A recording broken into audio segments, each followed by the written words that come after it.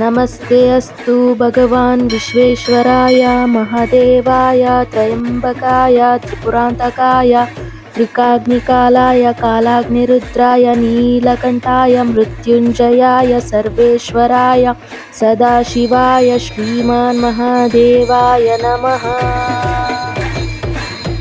ನಮಸ್ಕಾರ ವೀಕ್ಷಕರೇ, ದೇಗುಲ ದಾರಿ ಚಾನೆಲ್ಗೆ ನಿಮ್ಮೆಲ್ಲರಿಗೂ ಆತ್ಮೀಯವಾದ ಸ್ವಾಗತ. ವರ್ಷದ ಅತ್ಯಂತ ಪವಿತ್ರ ರಾತ್ರಿ, ಕತ್ತಲೆಯನ್ನು ಸೀಳಿ ಜ್ಞಾನದ ಬೆಳಕು ಚೆಲ್ಲುವ ರಾತ್ರಿ, ಅದೇ ಮಹಾಶಿವರಾತ್ರಿ. ನಮ್ಮಲ್ಲಿ ಅನೇಕರು ಈ ದಿನ ಉಪವಾಸ ಮಾಡುತ್ತೇವೆ, ಜಾಗರಣೆ ಇರುತ್ತೇವೆ. ಆದರೆ ನಿಮಗೆ ಗೊತ್ತೇ, ನಾವು ಕೇವಲ ಸಂಪ್ರದಾಯಕ್ಕಾಗಿ ಈ ಹಬ್ಬ ಮಾಡ್ತಾ ಇಲ್ಲ. ಶಿವನು ಅಂದು ಕುಡಿದ ಆ ಭೀಕರ ವಿಷದ ರಹಸ್ಯವೇನು? ಬ್ರಹ್ಮ ಮತ್ತು ವಿಷ್ಣುವಿನ ನಡುವೆ ನಡೆದ ಆ ಅಹಂಕಾರದ ಯುದ್ಧಕ್ಕೆ ಶಿವ ನೀಡಿದ ಉತ್ತರವೇನು? ಒಬ್ಬ ಬೇಟೆಗಾರನಿಗೆ ಅರಿವಿಲ್ಲದೆ ಮೋಕ್ಷ ಸಿಕ್ಕಿದ್ದು ಹೇಗೆ? ಎಲ್ಲಕ್ಕಿಂತ ಮುಖ್ಯವಾಗಿ, ಈ ರಾತ್ರಿ ನಾವು ಬೆನ್ನು ಮೂಳೆಯನ್ನು ನೇರವಾಗಿಸಿ ಜಾಗರಣೆ ಇರಬೇಕು ಎಂದು ವಿಜ್ಞಾನ ಹೇಳುವುದೇಕೆ? ನಿಮಗೆ ಮಹಾಶಿವರಾತ್ರಿಯ ಬಗ್ಗೆ ಎಷ್ಟು ಗೊತ್ತು? ಈ ದಿನದ ಹಿಂದೆ ಅಡಗಿರುವ ಅದ್ಭುತ ಪುರಾಣ ಕಥೆಗಳು ಮತ್ತು ನಿಮ್ಮ ಬದುಕನ್ನು ಬದಲಾಯಿಸಬಲ್ಲ ಆಧ್ಯಾತ್ಮಿಕ ರಹಸ್ಯಗಳನ್ನು ಇಂದಿನ ವಿಡಿಯೋದಲ್ಲಿ ತಿಳಿಯೋಣ. ವಿಡಿಯೋವನ್ನು ಕೊನೆಯವರೆಗೂ ನೋಡಿ, ಶಿವತತ್ವದ ಆಳವನ್ನು ಅರಿಯಿರಿ. ಬನ್ನಿ, ಇಂದಿನ ಪಯಣ ಆರಂಭಿಸೋಣ. ಮಹಾಶಿವರಾತ್ರಿಯನ್ನು ಆಚರಿಸಲು ಮುಖ್ಯವಾಗಿ 3 ಪುರಾಣ ಕಥೆಗಳು ಮತ್ತು ಆಧ್ಯಾತ್ಮಿಕ ಕಾರಣಗಳಿವೆ. ಶಿವ ಮತ್ತು ಪಾರ್ವತಿಯ ವಿವಾಹ. ಅತ್ಯಂತ ಜನಪ್ರಿಯ ನಂಬಿಕೆ ಎಂದರೆ ಈ ದಿನದಂದು ಶಿವ ಮತ್ತು ಪಾರ್ವತಿಯ ವಿವಾಹ ನೆರವೇರಿತು. ಸತೀದೇವಿಯ ಮರಣದ ನಂತರ ವೈರಾಗಿಯಾಗಿದ್ದ ಶಿವನನ್ನು ಸಂಸಾರ ಜೀವನಕ್ಕೆ ಕರೆತರುವಲ್ಲಿ ಪಾರ್ವತಿಯ ಕಠಿಣ ತಪಸ್ಸು ಯಶಸ್ವಿಯಾದ ದಿನವಿದು. ಇದು ಪ್ರಕೃತಿ ಅಂದರೆ ಪಾರ್ವತಿ ಮತ್ತು ಪುರುಷನ ಅಂದರೆ ಶಿವ ಮಿಲನದ ಸಂಕೇತವಾಗಿದೆ. ಶಿವ ಪಾರ್ವತಿಯರ ವಿವಾಹದ ಕತೆ. ದಕ್ಷ ಪ್ರಜಾಪತಿಯ ಮಗಳಾದ ಸತೀದೇವಿಯು ಯಜ್ಞಕುಂಡದಲ್ಲಿ ಆರಿ ಪ್ರಾಣತ್ಯಾಗ ಮಾಡಿದ ನಂತರ ಶಿವನು ತೀವ್ರ ದುಃಖದಿಂದ ಕಠಿಣ ವೈರಾಗ್ಯಕ್ಕೆ ಜರುಗುತ್ತಾನೆ. ಶಿವನಿಲ್ಲದೆ ಸೃಷ್ಟಿಯ ಸಮತೋಲನ ತಪ್ಪುತ್ತದೆ. ಆಗ ಸತೀದೇವಿಯೇ ಹಿಮವಂತನ ಮಗಳಾಗಿ ಪಾರ್ವತಿಯಾಗಿ ಮರುಜನ್ಮ ಪಡೆಯುತ್ತಾಳೆ. ಶಿವನನ್ನು ಪತಿಯಾಗಿ ಪಡೆಯುವುದು ಸುಲಭವಾಗಿರಲಿಲ್ಲ. ಪಾರ್ವತಿಯು ರಾಜವೈಭೋಗಗಳನ್ನು ತೊರೆದು ಕಾಡಿಗೆ ಹೋಗಿ ಸಾವಿರಾರು ವರ್ಷಗಳ ಕಾಲ ಕಠಿಣ ತಪಸ್ಸು ಮಾಡುತ್ತಾಳೆ. ಅವಳ ಭಕ್ತಿಗೆ ಮೆಚ್ಚಿದ ಶಿವನು ಅವಳನ್ನು ಪರೀಕ್ಷಿಸಲು ಬ್ರಹ್ಮಚಾರಿಯ ರೂಪದಲ್ಲಿ ಬಂದು ಶಿವನ ಬಗ್ಗೆ ಅವಹೇಳನಕಾರಿಯಾಗಿ ಮಾತನಾಡುತ್ತಾನೆ. ಆದರೆ ಪಾರ್ವತಿಯು ತನ್ನ ನಿರ್ಧಾರದಲ್ಲಿ ಅಚಲಳಾಗಿರುವುದನ್ನು ಕಂಡು ಶಿವನು ತನ್ನ ನಿಜ ರೂಪದಲ್ಲಿ ಪ್ರತ್ಯಕ್ಷನಾಗುತ್ತಾನೆ. ಫಾಲ್ಗುಣ ಮಾಸದ ಕೃಷ್ಣ ಪಕ್ಷದ ಚತುರ್ದಶಿಯಂದು ಅಂದರೆ ಮಹಾಶಿವರಾತ್ರಿಯಂದು ಶಿವನು ಪಾರ್ವತಿಯನ್ನು ವಿವಾಹವಾಗಲು ಒಪ್ಪುತ್ತಾನೆ. ದೇವತೆಗಳು, ಗಂಧರ್ವರು ಮತ್ತು ಶಿವನ ಭೂತಗಣಗಳ ಸಮ್ಮುಖದಲ್ಲಿ ಅತ್ಯಂತ ವಿಜೃಂಭಣೆಯಿಂದ ಇವರ ವಿವಾಹ ನಡೆಯುತ್ತದೆ. ಈ ಕಥೆಯ ಮಹತ್ವವೇನು ಅಂತ ತಿಳ್ಕೊಳ್ಳೋಕೋದ್ರೆ, ಶಿವನು ಶುದ್ಧ ಪ್ರಜ್ಞೆಯ ಸಂಕೇತ ಮತ್ತು ಪಾರ್ವತಿಯು ಶಕ್ತಿಯ ಸಂಕೇತ. ಇವರಿಬ್ಬರ ಮಿಲನದಿಂದಲೇ ಸೃಷ್ಟಿಯ ಚಲನೆ ಸಾಧ್ಯ ಎಂಬುದು ಇದರ ಸಾರ.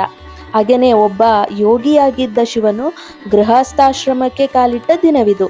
ಆದ್ದರಿಂದಲೇ ಶಿವರಾತ್ರಿಯನ್ನು ಮದುವೆಯಾದವರು ಸುಖಿ ದಾಂಪತ್ಯಕ್ಕಾಗಿ ಮತ್ತು ಮದುವೆಯಾಗದಿದ್ದವರು ಉತ್ತಮ ಬಾಳ ಸಂಗಾತಿಗಾಗಿ ಆಚರಿಸುತ್ತಾರೆ.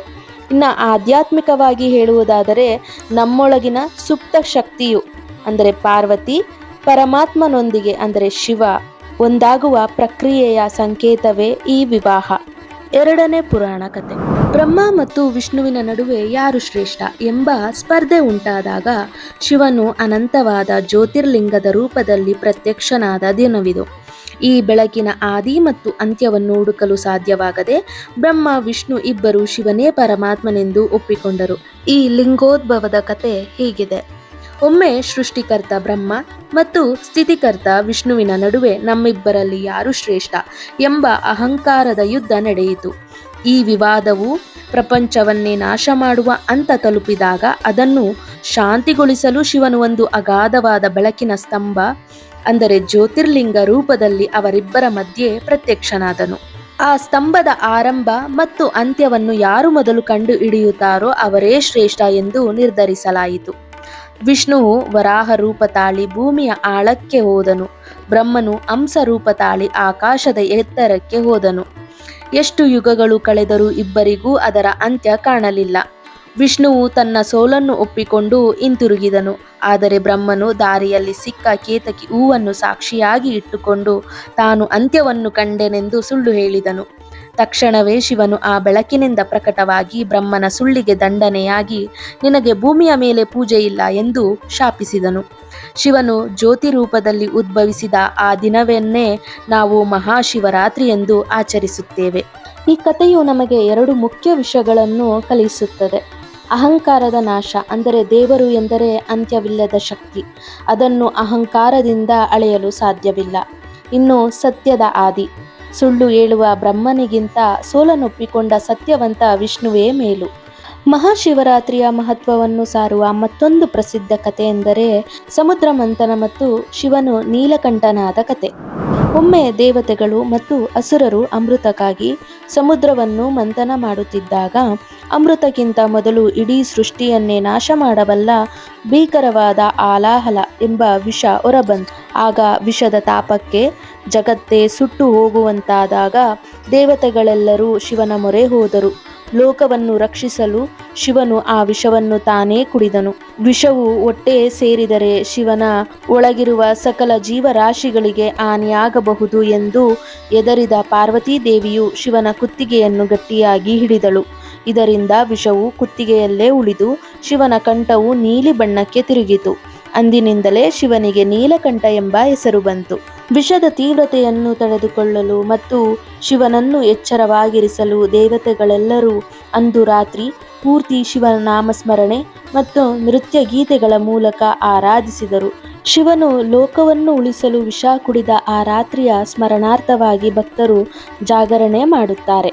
ಈ ಕಥೆಯಲ್ಲಿ ಮುಖ್ಯವಾಗಿ ನಮಗೆ ಎರಡು ಸಂದೇಶಗಳು ಸಿಗುತ್ತದೆ. ಮೊದಲನೇದು, ಪರರ ಹಿತಕ್ಕಾಗಿ ತೊಂದರೆಯನ್ನು ಅನುಭವಿಸುವುದು ದೈವತ್ವದ ಲಕ್ಷಣ. ಎರಡನೇದು, ವಿಷದಂತಹ ನಕಾರಾತ್ಮಕ ವಿಚಾರಗಳನ್ನು ಮನಸ್ಸಿಗೆ ಅಂದರೆ ಹೊಟ್ಟೆಗೆ ಇರಿಸಿಕೊಳ್ಳದೆ ಅಥವಾ ಹೊರಗೆ ಹಾಕಿ ಸಮಾಜಕ್ಕೆ ಹಾನಿ ಮಾಡದೆ ಕಂಠದಲ್ಲೇ ಇಟ್ಟುಕೊಂಡು ನಿಯಂತ್ರಿಸುವುದು ಇದು ಕಲಿಸುತ್ತದೆ. ಮಹಾಶಿವರಾತ್ರಿಯ ಮಹತ್ವವನ್ನು ಸಾರುವ ಅತ್ಯಂತ ಹೃದಯ ಸ್ಪರ್ಶಿ ಕಥೆ ಎಂದರೆ ಬೇಡರ ಕಣ್ಣಪ್ಪ ಅಥವಾ ಲುಬ್ಧಕ ಎಂಬ ಭಕ್ತನ ಕಥೆ. ಅಚಲವಾದ ಭಕ್ತಿಗೆ ಶಿವನು ಹೇಗೆ ಒಲಿಯುತ್ತಾನೆ ಎಂಬುದಕ್ಕೆ ಈ ಕಥೆಯೇ ಸಾಕ್ಷಿ. ಒಬ್ಬ ಕಾಡಿನ ಬೇಟೆಗಾರ. ಕೆಲವು ಪುರಾಣಗಳಲ್ಲಿ ಈತನನ್ನು ಲುಬ್ಧನು ಎನ್ನಲಾಗುತ್ತದೆ. ಆ ಬೇಟೆಗಾರ ಬೇಟೆಯಾಡುತ್ತಾ ದಾರಿ ತಪ್ಪಿ ದಟ್ಟವಾದ ಅಡವಿಯೊಳಗೆ ಹೋಗುತ್ತಾನೆ. ಕತ್ತಲೆಯಾದ ಕಾರಣ ಮೃಗಗಳ ಭಯದಿಂದ ತಪ್ಪಿಸಿಕೊಳ್ಳಲು ಒಂದು ಬಿಲ್ವ ವೃಕ್ಷದ ಮರದ ಮೇಲೆ ಹತ್ತಿ ಕುಳಿತುಕೊಳ್ತಾನೆ. ಅವನಿಗೆ ಅರಿಯದೆ ಒಂದು ಪೂಜೆ ಆಗುತ್ತೆ. ಏನು ಅಂತ ಹೇಳ್ತೀನಿ. ಆ ದಿನ ಮಹಾಶಿವರಾತ್ರಿ ಆಗಿತ್ತು. ಬೇಟೆಗಾರನಿಗೆ ಹಸಿವು ಮತ್ತು ಬಾಯಾರಿಕೆಯಿಂದ ನಿದ್ರೆ ಬರ್ತಾ ಇರಲಿಲ್ಲ. ನಿದ್ರೆಗೆ ಜಾರಿದರೆ ಮರದ ಮೇಲಿಂದ ಬಿದ್ದು ಪ್ರಾಣಿಗಳಿಗೆ ಆಹಾರವಾಗಬಹುದು ಎಂದು ಭಯದಿಂದ ಅವನು ಎಚ್ಚರವಾಗಿರಲು ಮರದ ಎಲೆಗಳನ್ನು ಒಂದೊಂದಾಗಿ ಕಿತ್ತು ಕೆಳಗೆ ಹಾಕತೊಡಗುತ್ತಾನೆ. ಕಾಕತಾಳೀಯವೆಂಬಂತೆ ಆ ಮರದ ಕೆಳಗಡೆ ಒಂದು ಶಿವಲಿಂಗ ಇರುತ್ತೆ. ಅವನು ಕಿತ್ತು ಹಾಕಿದ ಎಲೆಗಳು ಶಿವನಿಗೆ ಪ್ರಿಯವಾದ ಬಿಲ್ವ ಪತ್ರೆಗಳಾಗಿದ್ದವು. ಅವನ ಕಣ್ಣಿನಿಂದ ಸುರಿದ ಸುಸ್ತು ಮತ್ತು ಭಯದ ನೀರು ಶಿವಲಿಂಗದ ಮೇಲೆ ಬಿದ್ದು ಅಭಿಷೇಕವಾಯಿತು. ಅವನು ಹಸಿವಿನಿಂದ ಅಂದು ಇಡೀ ರಾತ್ರಿ ಏನನ್ನೂ ತಿನ್ನದೆ ಉಪವಾಸವಿದ್ದನು. ಪ್ರಾಣಿಗಳ ಭಯದಿಂದ ಮಲಗದೆ ಇಡೀ ರಾತ್ರಿ ಜಾಗರಣೆ ಮಾಡಿದನು. ತನ್ನ ಭಕ್ತಿಯ ಉದ್ದೇಶವಿಲ್ಲದಿದ್ದರೂ ಅರಿಯದೆ ಶಿವರಾತ್ರಿಯ ಎಲ್ಲ ನಿಯಮಗಳನ್ನು ಅಂದರೆ ಉಪವಾಸ, ಜಾಗರಣೆ, ಬಿಲ್ವಾರ್ಚನೆ ಪಾಲಿಸಿದ ಆ ಬೇಟೆಗಾರನಿಗೆ ಶಿವನು ಪ್ರತ್ಯಕ್ಷನಾಗಿ ಮೋಕ್ಷವನ್ನು ನೀಡಿದನು. ಇಲ್ಲಿ ನಾವು ಕಥೆಯ ಸಾರಾಂಶ ನೋಡೋದಾದರೆ, ಶಿವನಿಗೆ ಬೇಕಿರುವುದು ಆಡಂಬರದ ಪೂಜೆಯಲ್ಲ, ನಮ್ಮಲ್ಲಿರುವ ನಿಷ್ಕಲ್ಮಶವಾದ ಭಾವ. ಹಾಗೆಯೇ ನಾವು ಅರಿಯದೇ ಮಾಡುವ ಪುಣ್ಯ ಕಾರ್ಯಗಳು ಕೂಡ ನಮಗೆ ಸತ್ಫಲವನ್ನು ನೀಡುತ್ತವೆ ಎಂಬುದು ಇದರ ನಂಬಿಕೆ. ಪುರಾಣಗಳ ಪ್ರಕಾರ ಈ ಪವಿತ್ರ ರಾತ್ರಿಯಂದು ಶಿವನು ಸೃಷ್ಟಿ, ಸ್ಥಿತಿ ಮತ್ತು ಲಯವನ್ನು ಪ್ರತಿನಿಧಿಸುವ ಆನಂದ ತಾಂಡವ ನೃತ್ಯವನ್ನು ಮಾಡಿದನು. ಆದ್ದರಿಂದ ಈ ರಾತ್ರಿಯನ್ನು ಅತ್ಯಂತ ಮಂಗಳಕರವೆಂದು ಭಾವಿಸಿ ಭಕ್ತರು ಶಿವನ ಸ್ಮರಣೆಯಲ್ಲಿ ಕಳೆಯುತ್ತಾರೆ. ಮಹಾಶಿವರಾತ್ರಿಯು ಭಾರತೀಯ ಸಂಸ್ಕೃತಿಯಲ್ಲಿ ಅತ್ಯಂತ ಪವಿತ್ರವಾದ ದಿನಗಳಲ್ಲಿ ಒಂದು. ಇದನ್ನು ಕೇವಲ ಹಬ್ಬವಾಗಿ ಮಾತ್ರವಲ್ಲದೆ ಆಧ್ಯಾತ್ಮಿಕ ಮತ್ತು ವೈಜ್ಞಾನಿಕ ದೃಷ್ಟಿಕೋನದಿಂದಲೂ ಬಹಳ ಮಹತ್ವವೆಂದೆಂದು ಪರಿಗಣಿಸಲಾಗಿದೆ. ಆಧ್ಯಾತ್ಮಿಕ ಕಾರಣಗಳು ಅಂದರೆ ಸ್ಪಿರಿಚುವಲ್ ರೀಸನ್ಸ್. ಆಧ್ಯಾತ್ಮಿಕವಾಗಿ ಶಿವರಾತ್ರಿಯು ಜಾಗೃತಿಯ ಸಂಕೇತವಾಗಿದೆ. ಶಿವ ಮತ್ತು ಶಕ್ತಿಯ ಮಿಲನ. ಪುರಾಣಗಳ ಪ್ರಕಾರ ಈ ದಿನ ಶಿವನು ಪಾರ್ವತಿ ದೇವಿಯನ್ನು ವಿವಾಹವಾದನು, ಅಂದರೆ ಪುರುಷ ಮತ್ತು ಪ್ರಕೃತಿಯ ಸಂಗಮದ ಸಂಕೇತ. ಅಜ್ಞಾನದ ನಾಶ. ಈ ರಾತ್ರಿಯಲ್ಲಿ ಮಾಡುವ ಜಾಗರಣೆ ಮತ್ತು ಉಪವಾಸವು ನಮ್ಮಲ್ಲಿರುವ ಅಹಂಕಾರ, ಕಾಮ, ಕ್ರೋಧದಂತಹ ದುರ್ಗುಣಗಳನ್ನು ಮೆಟ್ಟಿ ನಿಂತು ಜ್ಞಾನದ ಕಡೆಗೆ ನಡೆಯುವ ದಾರಿಯಾಗಿದೆ. ಆತ್ಮ ಸಾಕ್ಷಾತ್ಕಾರ. ಶಿವ ಎಂದರೆ ಮೌನ ಮತ್ತು ಧ್ಯಾನದ ಸ್ಥಿತಿ. ವರ್ಷದ ಈ ಸಮಯದಲ್ಲಿ ಪ್ರಕೃತಿಯು ನಮಗೆ ಧ್ಯಾನಸ್ಥ ಸ್ಥಿತಿಗೆ ತಲುಪಲು ಬೆಂಬಲ ನೀಡುತ್ತದೆ ಎಂದು ನಂಬಲಾಗಿದೆ. ಇನ್ನು ವೈಜ್ಞಾನಿಕ ಕಾರಣಗಳು, ಸೈಂಟಿಫಿಕ್ ರೀಸನ್ಸ್. ಶಿವರಾತ್ರಿಯ ದಿನದಂದು ಭೂಮಿಯ ಉತ್ತರ ಗೋಳಾರ್ಧದಲ್ಲಿ ಗ್ರಹಗಳ ಸ್ಥಾನವು ಎಂತಹ ಸ್ಥಿತಿಯಲ್ಲಿ ಇರುತ್ತದೆ ಎಂದರೆ ಮನುಷ್ಯನ ದೇಹದಲ್ಲಿನ ಶಕ್ತಿಯು ನೈಸರ್ಗಿಕವಾಗಿ ಮೇಲ್ಮುಖವಾಗಿ ಚಲಿಸುತ್ತದೆ. ಈ ರಾತ್ರಿಯಲ್ಲಿ ಮಲಗದೆ ಬೆನ್ನು ಮೂಳೆಯನ್ನು ನೇರವಾಗಿ ಇಟ್ಟುಕೊಂಡು ಕುಳಿತುಕೊಳ್ಳುವುದರಿಂದ ನಮ್ಮಲ್ಲಿರುವ ಕುಂಡಲಿನಿ ಶಕ್ತಿಯು ಉತ್ತೇಜನಗೊಳ್ಳಲು ಸಹಕಾರಿಯಾಗುತ್ತದೆ. ಇದು ಮಾನಸಿಕ ಆರೋಗ್ಯ ಮತ್ತು ದೈಹಿಕ ಚೈತನ್ಯಕ್ಕೆ ಉತ್ತಮ. ಇನ್ನು ಅಮಾವಾಸ್ಯೆಯ ಇಂದಿನ ದಿನವಾದ್ದರಿಂದ ಚಂದ್ರನ ಪ್ರಭಾವ ನಮ್ಮ ಮನಸ್ಸಿನ ಮೇಲೆ ಕಡಿಮೆಯಾಗಿರುತ್ತದೆ. ಇದು ಭಾವನೆಗಳನ್ನು ನಿಯಂತ್ರಣದಲ್ಲಿಟ್ಟುಕೊಳ್ಳಲು ಮತ್ತು ಆಳವಾದ ಧ್ಯಾನ ಮಾಡಲು ಪೂರಕವಾಗಿರುತ್ತದೆ. ಶಿವರಾತ್ರಿ ಎಂದರೆ ಕತ್ತಲೆಯನ್ನು ಅಥವಾ ಅಜ್ಞಾನವನ್ನು ದೂರ ಮಾಡಿ ಜ್ಞಾನದ ಬೆಳಕನ್ನು ಪಡೆಯುವ ರಾತ್ರಿ ಎಂದರ್ಥ. ನಾವು ನಮ್ಮೊಳಗಿನ ಅಂಧಕಾರವನ್ನು ಹೋಗಲಾಡಿಸಿ ಶಿವತತ್ವವನ್ನು ಸಾಕ್ಷಾತ್ಕಾರ ಮಾಡಿಕೊಳ್ಳಲು ಈ ಹಬ್ಬವನ್ನು ಆಚರಿಸುತ್ತೇವೆ. ನೋಡಿದ್ರಲ್ಲ ವೀಕ್ಷಕರೇ, ಮಹಾಶಿವರಾತ್ರಿ ಎಂಬುದು ಕೇವಲ ಒಂದು ಆಚರಣೆಯಲ್ಲ, ಅದು ನಮ್ಮೊಳಗಿನ ಅಜ್ಞಾನದ ಕತ್ತಲೆಯನ್ನು ದೂರ ಮಾಡಿ ಜ್ಞಾನದ ಜ್ಯೋತಿಯನ್ನು ಬೆಳಗಿಸಿಕೊಳ್ಳುವ ಒಂದು ಅದ್ಭುತ ಅವಕಾಶ. ಪಾರ್ವತಿ ದೇವಿಯ ಕಠಿಣ ತಪಸ್ಸು ನಮಗೆ ಛಲವನ್ನು ಕಲಿಸಿದರೆ, ಶಿವನು ವಿಷ ಕುಡಿದ ಕತೆ ನಮಗೆ ಸಂಯಮ ಮತ್ತು ತ್ಯಾಗವನ್ನು ಕಲಿಸುತ್ತದೆ. ಈ ಶಿವರಾತ್ರಿಯಂದು ಕೇವಲ ಜಾಗರಣೆ ಮಾಡುವುದು ಮಾತ್ರವಲ್ಲದೆ ನಮ್ಮೊಳಗಿನ ಅಹಂಕಾರವನ್ನು ಅಳಿಸಿ ಶಿವ ತತ್ವದತ್ತ ಒಂದು ಹೆಜ್ಜೆ ಇಡೋಣ. ನಿಮಗೆ ಈ ಮಾಹಿತಿ ಇಷ್ಟವಾಗಿದ್ದರೆ ತಪ್ಪದೇ ಈ ವಿಡಿಯೋವನ್ನು ಲೈಕ್ ಮಾಡಿ ಮತ್ತು ನಿಮ್ಮ ಆಪ್ತರೊಂದಿಗೆ, ಕುಟುಂಬದವರೊಂದಿಗೆ ಶೇರ್ ಮಾಡಿ. ಶಿವರಾತ್ರಿಯ ಈ ಪವಿತ್ರ ಕಥೆಗಳು ಎಲ್ಲರಿಗೂ ತಲುಪಲಿ. ಹಾಗೆಯೇ ನಮ್ಮ ದೇಗುಲದಾರಿ ಚಾನಲನ್ನು ಇನ್ನೂ ಸಬ್ಸ್ಕ್ರೈಬ್ ಮಾಡಿಲ್ಲ ಅಂದರೆ ಈಗಲೇ ಸಬ್ಸ್ಕ್ರೈಬ್ ಮಾಡಿ, ಹಾಗೆ ಪಕ್ಕದಲ್ಲಿರೋ ಬೆಲ್ ಐಕಾನ್ನ ಕ್ಲಿಕ್ ಮಾಡಿ. ಮುಂದಿನ ವಿಡಿಯೋದಲ್ಲಿ ಮತ್ತೊಂದು ಆಧ್ಯಾತ್ಮಿಕ ಮತ್ತು ಧಾರ್ಮಿಕ ವಿಷಯದೊಂದಿಗೆ ನಿಮ್ಮನ್ನ ಭೇಟಿಯಾಗ್ತೀನಿ. ಧನ್ಯವಾದಗಳು. ಶುಭವಾಗಲಿ. ನಮಃ ಪಾರ್ವತಿ ಪತಯೇ. ಹರ ಹರ ಮಹಾದೇವ್.